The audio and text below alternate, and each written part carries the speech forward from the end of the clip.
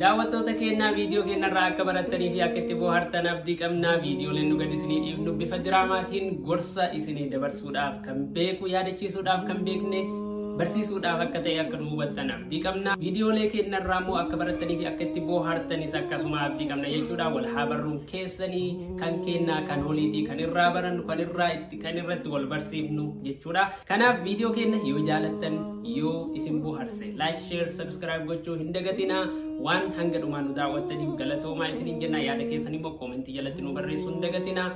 Hanga viidiyoo biraatiin walitti deebinutti assalamu alaikum wa rahmatullahi wa barakaatuh.